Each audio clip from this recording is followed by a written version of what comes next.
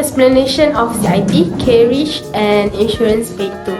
CIP is one of the Incoterms international commercial terms defined by the International Chamber of Commerce (ICC) to regulate the responsibilities of buyers and sellers in international trade.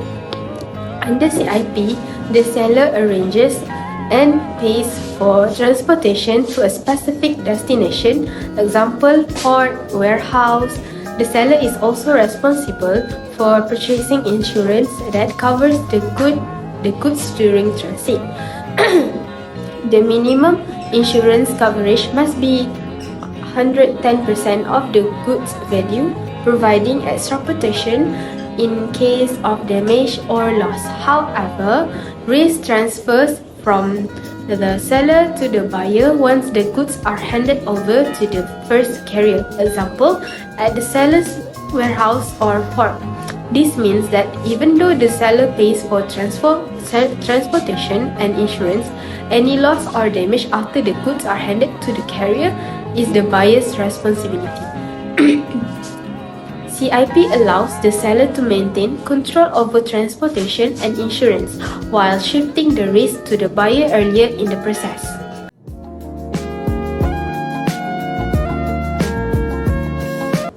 Responsibility and cost. Seller responsibility. First, transportation. Arrange and pay for transportation up to agreed destination like a port and buyer warehouse. Second, insurance. Purchase insurance covering at least 110% of the value of the good to cover during transit. Third, export custom clearance. Handle all paperwork and export clearance at the origin country. Fourth, packaging and documentation. Ensuring the goods are properly packed and all export documentation are correct. Buyer responsibility. First, risk. Assume risk when the goods are handed over the first carrier, even though the seller continues to pay for transport and insurance. Second, import custom clearance.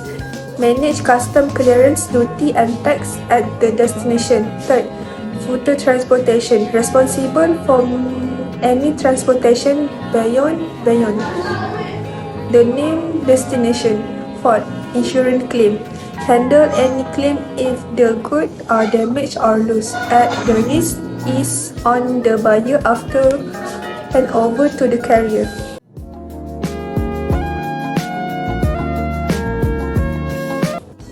Potential risks and issues. Firstly is delays. Potential delays may occur due to weather, custom processing or congestion at ports.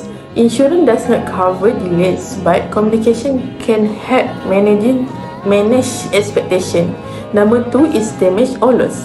If damage or loss occurs after the goods are handed to the courier, the buyer holds the risk. The buyer would then need to file a claim with the insurance arranged by the seller. Number 3 is custom issues. The buyer must ensure all paperwork for imports, custom clearance is correct and duties are paid. Any issues can result in delays, fines or additional costs. Lastly is insurance gaps. The seller's insurance covers standard risks, but the buyer may want to check if extra coverage is needed for specific risks such as theft or handling issues at the destination.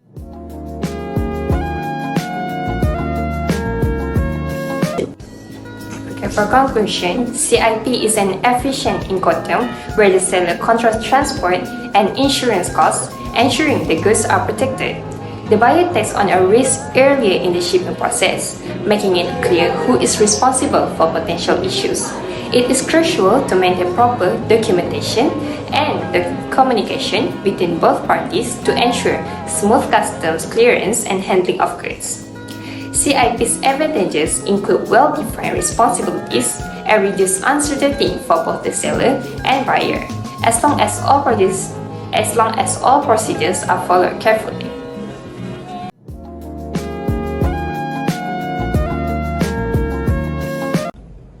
You ready? Have a seat. Thank you.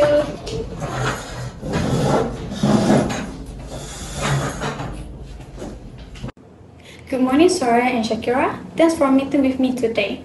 I understand you are interested in using our expert service. I will provide an overview of how we handle shipments under the CIP Incoterms and explain how responsibilities and risks are divided between you and your buyer. Good morning. Yes, we are particularly interested in understanding how costs and risks are managed. So please go ahead. So, to start, Global Freight Solution has over a decade of experience in international shipping. We handle logistics for companies worldwide, ensuring smooth operation from the point of origin to the final destination. We specialize in custom clearance, freight forwarding, and making sure that goods are properly insured and protected during transit. That sounds good. So what about this CIP Incoterm? How does it work? Here is the explanation of CPI, CIP, carriage and insurance to pay. Under the CIP intercom, as the seller, you are responsible for both transportation and insurance. First, you are arrange and pay for the transport of goods to specific destination like a port or warehouse in the buyer country. Second, you also purchase insurance, which should cover at least 110% of the good value, ensuring any damage or loss during transit in cover. However, once the good headed over to the first carrier, the risk transfer to the buyer. Even though you are paid for the transport and insurance, the buyer is responsible for any risk for the point onward. Okay, so I'm paying for shipping and insurance, but if something happens after the carrier picks up the goods, it's on the buyer? Exactly, you take care of costs, but the risk for any loss or damage during the journey passes to the buyer as soon as the goods are with the first carrier. I will explain the responsibility and costs. Here's a breakdown of the responsibilities. My responsibilities: I'll arrange and pay for transport and insurance up to the named destination. I'm also responsible for ensuring the goods are properly packed and insured. For buyer's responsibility, the buyer takes on the risk once the goods are handed over to the carrier. They also handle custom clearance, import duties, and any transport needed beyond the agreed destination. Got it. So, if the good arrives at the destination and there is an issue with custom, that is the buyer's problem? Exactly. Customs clearance and duties at the destination are handled by the buyer. You just need to ensure the goods reach the destination safely and on time. Okay, this is how CIP works. It's starting at seller's warehouse. The process begins at seller warehouse where the seller prepares the goods for shipments. The second is island transport. Island transport, which is known as seller pays. The seller arranges and pays for island transport like a truck to move the goods from their warehouse to shipping a location such as a port or a carrier's warehouse. Okay, third is carrier warehouse. Carrier warehouse or port A. The goods reach a carrier warehouse or port A where they are prepared for the main journey by ship, plane, or another mode of transport. At this point, the seller is still responsible for the goods and is paying all the costs.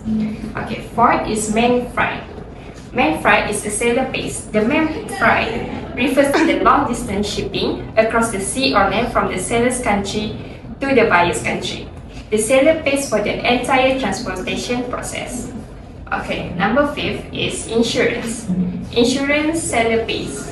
The seller also pays for insurance to protect the goods while they are being shipped.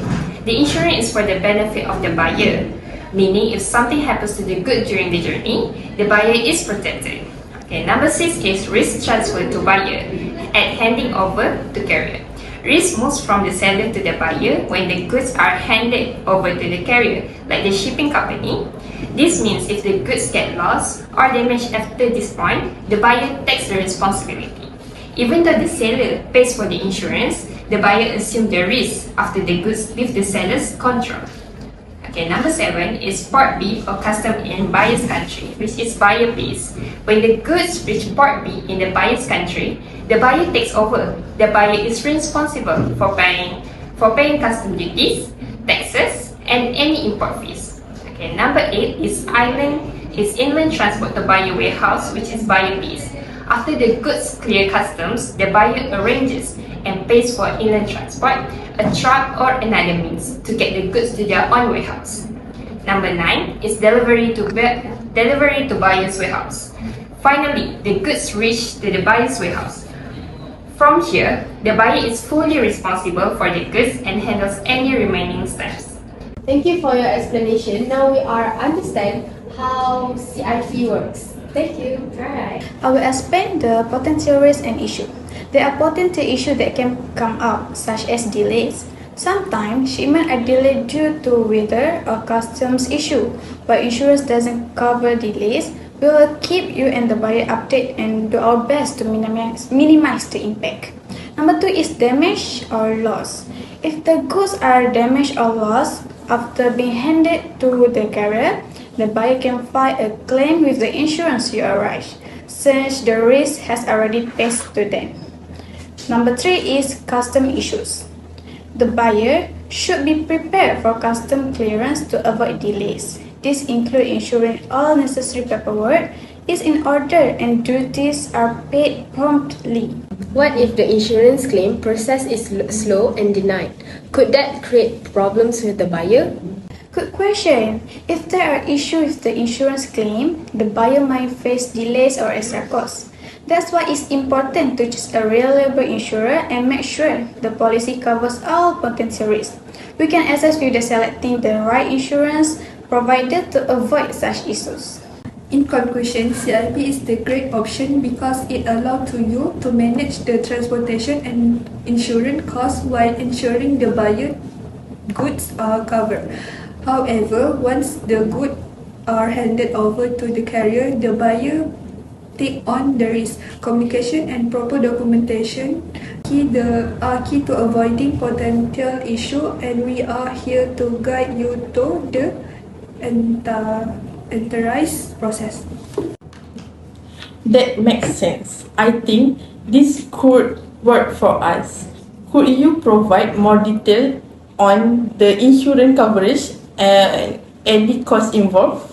Absolutely. I will prepare a full breakdown of the insurance option and transport costs based on your specific shipment needs.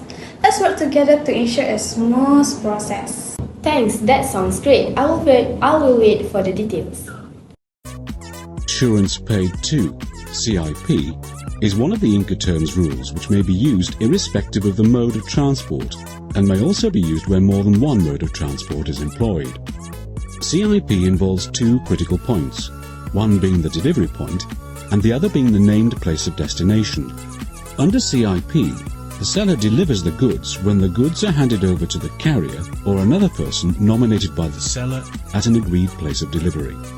If the parties do not agree on a specific place of delivery and several carriers are used for the carriage, then the risk passes when the goods have been delivered to the first carrier at a place entirely of the seller's choosing. The primary duties of the seller.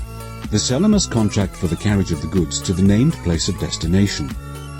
The seller bears the risk until the goods are delivered to the carrier or another person nominated by the seller at an agreed place. The seller bears the costs of the contract of carriage, including loading and unloading if included in the contract of carriage, to the named place of destination. The seller will also pay the cost of insurance of the goods with minimum cover during carriage. The insurance shall cover at a minimum the price provided in the contract plus 10% and shall be in the currency of the contract. The insurance shall entitle the buyer or any other party with an insurable interest in the goods to claim directly from the insurer. The seller will provide the buyer with the usual transport document to enable the buyer to claim the goods from the carrier at the named place of destination. When such a transport document is issued in negotiable form and in more than one original, the full set of originals must be presented to the buyer.